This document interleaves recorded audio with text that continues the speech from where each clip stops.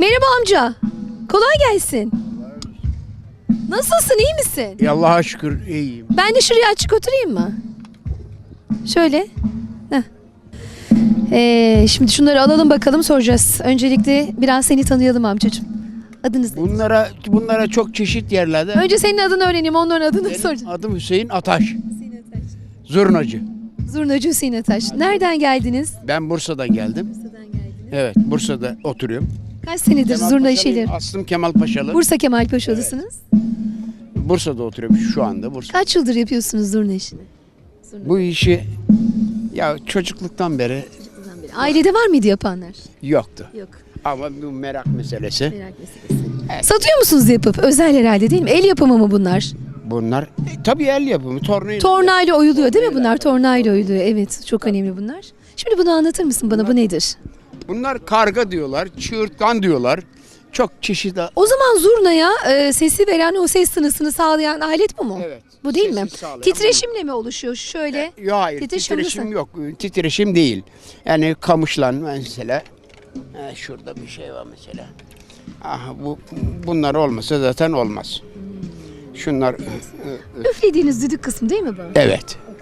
Tabii bu kamış. Etrafına sardığınız nedir? Bunlar nedir? Elle, iple dolamıştı. İpleri doluyorsunuz. İpleri Bunlar doluyor. özel mi satılıyor şu malzeme? Onlar pirinç. Pirinçten yapılıyor. Pirinçten yapılıyor. Bunlar tabii Hepsi standart mıdır bunların? Standart mıdır? Standart mıdır? Yoksa büyük küçüklüğü var mıdır? Büyüklüğü küçüklüğü var tabii. Zurnasına göre. Burada mesela kaç çeşit zurna var. Bunlar küçük zurna bak. Mesela bunlar Şimdi ben en iyi zurnayı almak istesem hangi ağaçtan olmalı? Neye dikkat etmeliyim? erikten olmalı. Erikten olmalı. Evet. Bunlar erikten. Kaç yıl dayanır bir zurna? Nasıl? Kaç yıl dayanır? Yani kullanıyoruz onu sürekli. Eğer düşürüp kırmadıktan geri yani 500 sene olsa yine dayanır. Nasıl korumak lazım erik ağacını? Bazı malzemeleri çok iyi korumak lazım. Çatlamasın, kırılmasın diye dikkat edilir ya. Tabii. Nasıl bakarız bu zurnayı uzun süre kullanmak için? Aslında bunlar hayvan gübresinde gömülüyor. Ondan sonra kurutuluyor. İçinde kurutuluyor. Tabii. Ben ilk defa duyuyorum bunu. Bunlar bir de şimdi Japon var. O tasarlıyorum böyle tam. O zaman ilaçlıyorum bunu, kurutuyorum. O Japon bunu sıkıyor taş gibi. Kesinlikle yarılmaz. Bak şimdi hiç bir tane bir şey yok bak. Çalabiliyor musunuz? Çalıyor musunuz? Ya şimdi ben çalamıyorum pek. Hiç mi çalmıyorsunuz? Yani anca akort yapana kadar o kadar. Yani gençlik çocuk çoban. Nefes mi yetmiyor şimdi? Şimdi tabii canım ben 75 yaşındayım. Oo, Allah uzun ömür versin. Zurnanın dışında hiç böyle nefesi bir çalgı yaptınız mı? İşte kavaldır, sipsidir. Yok yapmadım. Gitmedim hiç çalgıya. Hiç gitmediniz. Hep mesela bunlarla uğraştık böyle.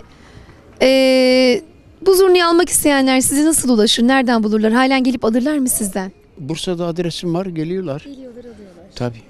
Bütün arkadaşlar hepsi birbirine duyuruyor. Bir de bir şey daha soracağım. Yok Bursa'da. Yok. Yok. Bir şey daha soracağım. Ondan sonra sizi meşgul etmeyeceğim çok fazla. Yok, meşgul Ay sağ olun amcam, kurban olurum. Bir zurnayı kaç günde yapıyorsunuz? Bitmiş hali, sıfırdan başlayarak. Bir günde çok rahat olur yani. Tabii. Mesela erik ağacını beklemesi gerekir mi bununla ilgili? Elbet kuruması gerekiyor. Bazıları derler budaklıdan şu olmaz, bundan bu olmaz, bu böyle olmalı. Mesela her ağaçtan zorla olmaz. Olmaz. Şimdi şurada mesela şu ceviz var bak mesela şunlar ceviz. Bunların sesini vermiyor. Bunlar ağır, kaba veriyor. Kaba veriyor. Uymuyor bunlara uymuyor. Bu Bursa yöresinin şeyi ekseri de çift zurna çalarlar. Birbirine uyar. Şimdi bunu tornayla yapıyorsunuz. Bu seans tezgahlarından geçiyoruz. Torna kullanıyorsunuz ama bunun yanı sıra bunu fabrikasyon olarak yapıyorlar mı şu an?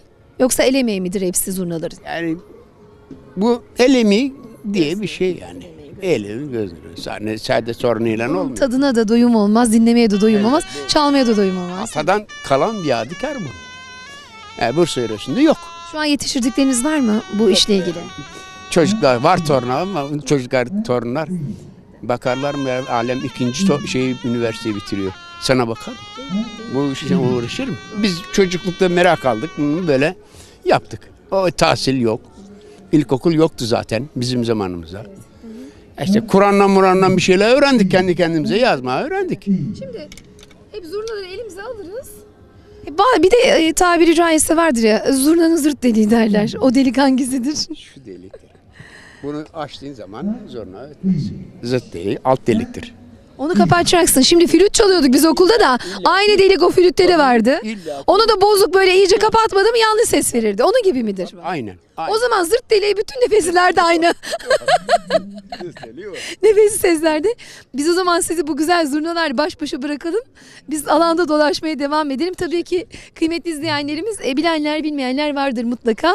Tabii canım. Zurnanın zırt deliği de burası oluyor. Onu da sizlere göstermiş olalım efendim. Genelde nefesli sazlarda ben flütten biliyorum çocukluğumdan, öğrencilik yıllarımda. Sağlam basmayınca parmağımıza yanlış ve çirkin sesler çıkarıyordu. O zaman zırt deliğine düzgün Bozar basacağız zaten, havayı efendim. bozar zaten. Teşekkür ediyoruz. Sağ olun. Kolay gelsin amcacığım. Sağ olun. Allah uzun ömürler versin size. Sağ olun. Çok teşekkürler.